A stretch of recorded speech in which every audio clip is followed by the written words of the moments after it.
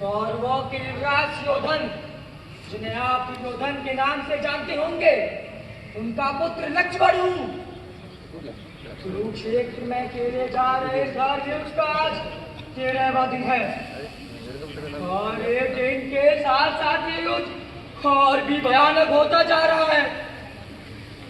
किंतु आज कौरव सेना पहले से कई अधिक उत्साहित लग रही है, क्योंकि उनके सेनापति द्रोण ने आज एक ऐसे व्यूह की रचना की है जो पांडवों का टाल बन के आया है।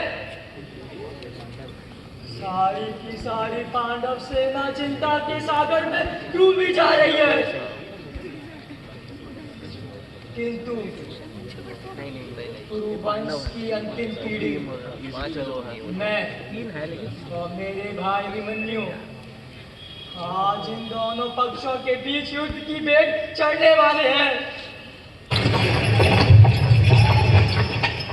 सारथी, रथ रोक दो। भाई आ गए हैं, अब मुझे जाना होगा। एक आखिरी बार अपने भाई को अपने हृदय से लगा लूं। प्रणिपात।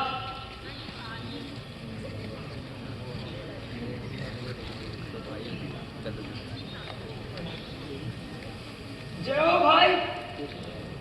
अपनी आंखों पर विश्वास नहीं हो रहा है मुझे, कानों सुनी बातों का विश्वास नहीं हुआ तो तुम्हारे रास्ते में आ गया। रण में विलंब हो रहा है भाई।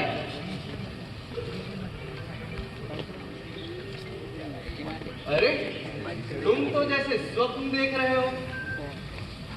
तुम सचमुच चक्रव्यूह तोड़ने चले हो, किंतु धर्मराज और माता द्रौपदी ने तुम्हें क्यों ना रोका?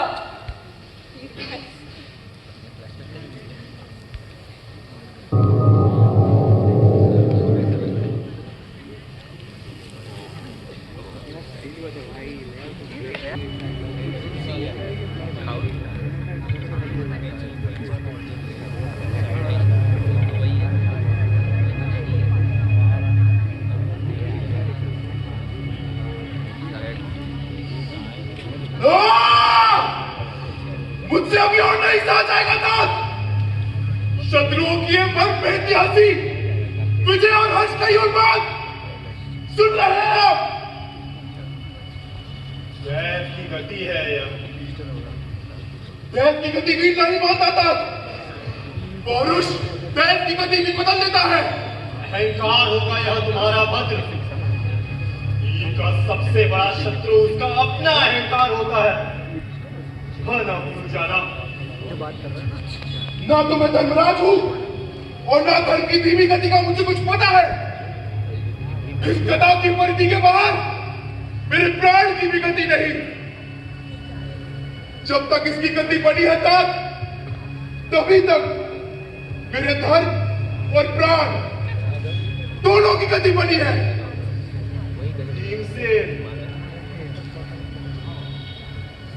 शत्रुओं के हर्ष का समुद्र हमारी कीर्ति की ध्वजा को सदैव के लिए मोड़ देना चाहता है।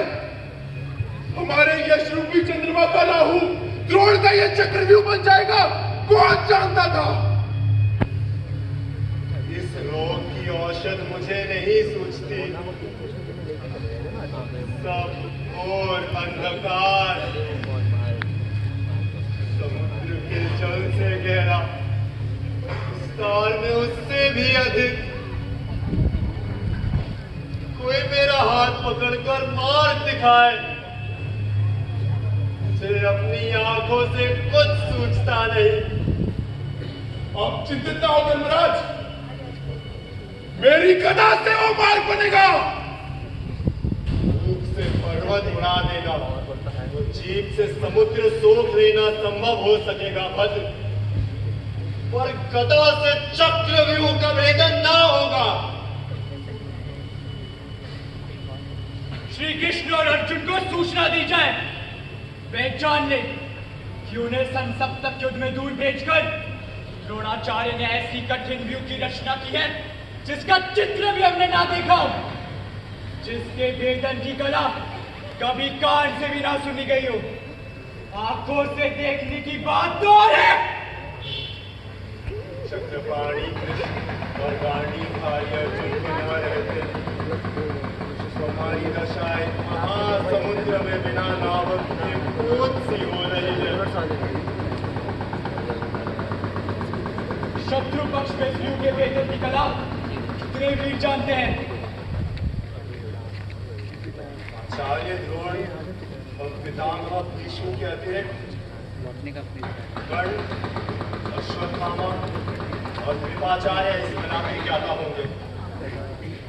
और अपने पक्ष में श्री कृष्ण, अर्जुन और प्रद्युम्न। प्रद्युम्न इस युद्ध से विमुख है।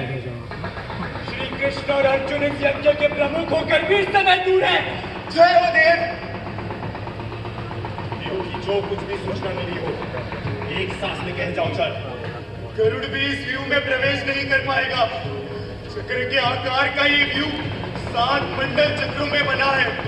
हर मंडल द्वार का रक्षक शत्रु सेना का कोई प्रधान वीर 1 लाख सेना और सहचरों के साथ सुमेरु सा अडिग भाव लेकर आपकी पाठ जो रहा है। प्रथम द्वार का रक्षक कौन है चल? सुना यही है कि द्वार के प्रधान रक्षक सिंधुराज जयद्रथ है, द्रोण नहीं। व्यू में प्रवेश करने वाला अपने प्राण लेकर लौट नहीं सकेगा। जयद्रथ ने यह प्रतिज्ञा की है कि अकेले अर्जुन को छोड़कर वो आज किसी भी दूसरे रथी को इस व्यू में घुसने न देगा। अरे ये जयद्रथ में इतना बल कहां से आ गया? स्वप्न में देवलोक की कोई अप्सरा उसे इतना बल दे गई होगी। तो अब अप्सराएं भी बल देने लगी। अच्छा हो, तुम भी किसी अप्सरा को बुलाकर ऐसे ही बल मांग लो भीमसेन। अरे द्रौपदी स्वप्न में भी किसी अप्सरा को मेरे निकट जो आने देता ना। कह दो अपनी बहन से थोड़ी दया दूसरों पर भी करे। पीठ में बाण मारकर जो पितामह गिराए गए, हाँ कहो, चुपके हो गए। इस व्यू में उसका प्रतिशोध होगा। इसके साथ जो इस व्यू में प्रवेश करे, यमराज का निमंत्रण जिसे मिला हो, सुयोधन से इसकी प्रतिज्ञा आचार्य द्रोण ने की है। बरसने वाला बादल बरसता नहीं है। और जो कहीं वहां बरसने लगे तब प्रलय होगा।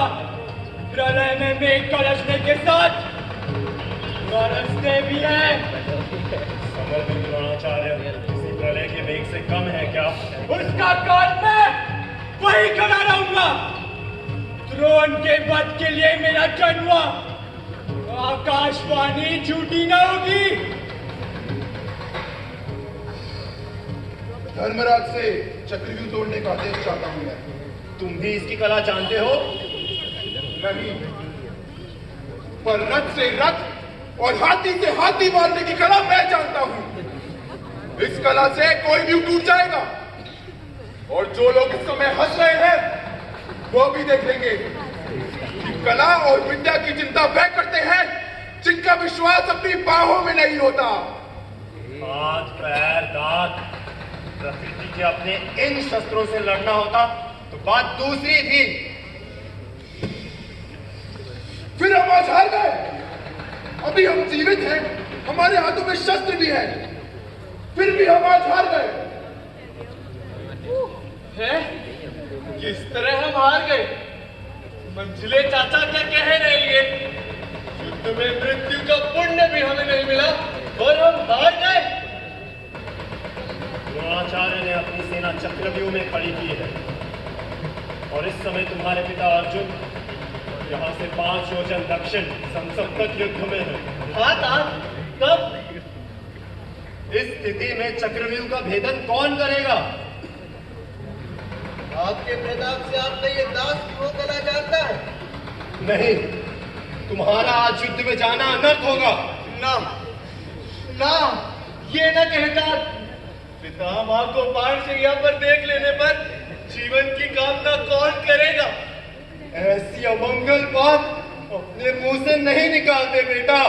जिस समय पितामह ने मेरे सिर पर हाथ फेरा उनकी आंखों से आंसू चल पड़े थे। तार अभिमन्यु, पितामह रो रहे थे, कारण को जान सके तुम? मैंने पूछा। थोड़ी देर मौन रहकर वे बोल उठे, जब तक मैं बाणशैया पर जीवित हूँ तुम दोनों का मुख देखना मेरे भाग्य में बना रहे। दोनों कौन? बात ये हुई कि भाई लक्ष्मण भी आज इसी समय वहां पहुंच गए थे। हे भगवान, फिर क्या हुआ? उन्होंने कहा कि आज के युद्ध में अच्छा हो कि हम दोनों में से कोई न लड़े, नहीं तो वे बाणशैया पर जीवित रहेंगे और कुरु वंश का अंत हो जाएगा। पांचाल कुमार, अर्जुन को जल्दी संदेश भेजो। पितामह की कही बात अदृष्ट के ललाट की लिपि है। संसप्तकों के 1 सहस्त्र हाथियों और 1 लाख सेना को मारे बिना नहीं लौटेंगे बेटा। श्री कृष्ण और अर्जुन के ना रहते मेरी आंखें अंधी सी हो रही है, कुछ सूझता नहीं, मैं क्या करूं? पिता और मामा का प्रतिनिधि मैं आपसे व्यू तोड़ने का आदेश मांगता हूं। मेरा अनिष्ट तभी आएगा जब मैं लौटना चाहूंगा। मेरे पीछे चाचा भीमसेन या मामा धृष्टद्युम्न, कोई एक भी जो आ सका तो मुझे लौटने की भी चिंता ना होगी। बस, तो हम तीनों उसी मार्ग से प्रवेश करेंगे जिससे तुम आगे बढ़ोगे। काया का साथ जैसे छाया नहीं छोड़ती, तुम्हारी परछाई बनकर हम तुम्हारे साथ रहेंगे। साधु भीमसेन, तुमने चिंता का पर्वत हमारे सिर से उतार लिया। आयु की एक सांस भी जब तक हमारी शेष रहेगी, प्राण से प्रिय पार्षदन का अनिष्ट कौन कर सकेगा? जन्म जन्मांतरों में जो कुछ भी पुण्य मेरे बचे हो, अमोघ कवच बनकर तुम्हारी रक्षा करे। आकाश में जब तक सूर्य और चंद्र रहे, धरती पर जब तक गंगा रहे, तुम्हारा यश अक्षय रहे। आज्ञा दीजिए धर्मराज। विजय भवा।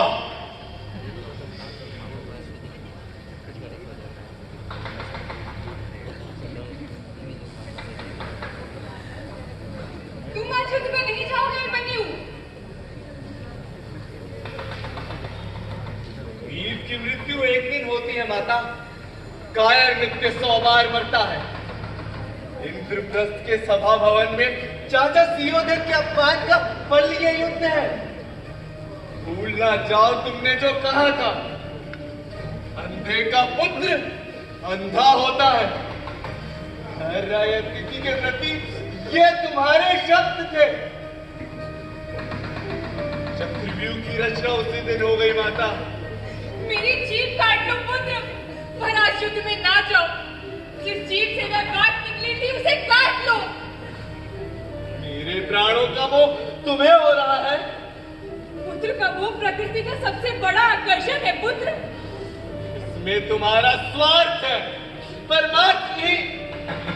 ऐसा ही था तो तुमने भूमंडल के उन वीरों को क्यों मरने दिया? लाख लाख वीरों के मर जाने के बाद अब तुम्हें मेरा मोह क्यों हो रहा है? क्या उनकी माताएं नहीं थी? सगे संबंधी नहीं थे उनके हृदय में प्रेम नहीं था? क्या उनकी आंखों में आंसू नहीं थे? दैव का दोष है ऐसा वत्स, द्रौपदी का नहीं। तब कह दे इनसे था, दैव के विधान में ये भावुक ना हो। मेरे टूटे भाग्य का दोष है ये। जो बात पापी कौरव कहते वही बात अब अपना पुत्र कर रहा है। पिता माँ की मर्यादा के साथ ही गुरुओं की मर्यादा मिट गई। परंतु अपने पक्ष के पाप से ही मुझे घृणा हो रही है। उनके पक्ष के पाप देखकर इस भार को और क्या बढ़ाऊं? तब तो तुम्हारे इस विराग के कारण पितामह स्वयं है। धरती रसातल चली जाएगी का पितामह के धर्म में संदेह ना करें। पीठ में बाण मारकर गिराने वाले के प्रति भी उनके हृदय का स्नेह कम ना हुआ। होनहार ऐसे थे कि वे इस ग्रह युद्ध को ना रोक सके। ये युद्ध ना होता तो वे अमर रहते। सृष्टि के धर्म के विरुद्ध होता है, इसलिए यह युद्ध होकर रहा और उनकी मृत्यु का अवसर आया। नहीं, राजवधु ने भयानक स्वप्न देखा है। तुषार दत्त कमलिनी सी, भोर की चंद्रमा सी, उसकी दशा देखकर छाती फट रही है। सुन चुका हूं मैं। अपनी मृत्यु या अपने प्रिया की मृत्यु के स्वप्न तो अब इस युद्ध में महारथी देखने लगे हैं। वह बेचारी अबला, वह भी किशोरी और ऊपर से उसके ये दिन। कैसे दिन? अभिमन्यु, तुम कुछ छिपा रहे हो? माता बता देंगी आपको। चलो ता मां से आशीर्वाद दूं और पत्नी से विजय का तिलक।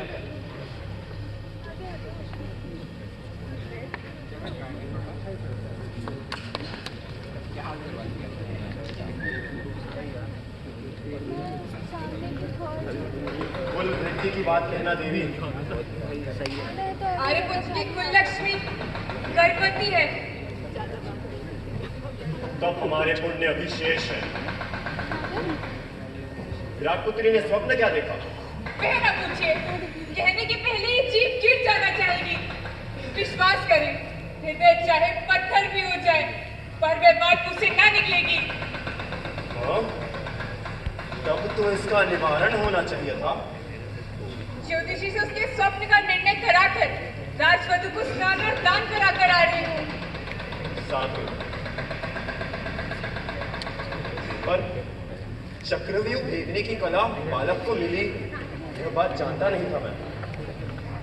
अभिमन्यु के जन्म के पहले ही आर्यपुत्र ने व्यूह का चित्र बहन सुभद्रा को दिखाया था। इसके भेदक यही बातें बता रहे थे कि कभी उसका जन्म हुआ। परसों रात को जब वे फिर इसकी सीख देने लगे तो इतने जल्दी सीख किया अभिमन्यु कि उन्हें भी विस्मय हुआ। परंतु निकलने वाली विद्या इसे अभी नहीं मिली। चिंता की बात तो है देवी, पर अभिमन्यु को लाख मनाओ, नहीं मानेगा। भाग्य में अब जो लिखा हो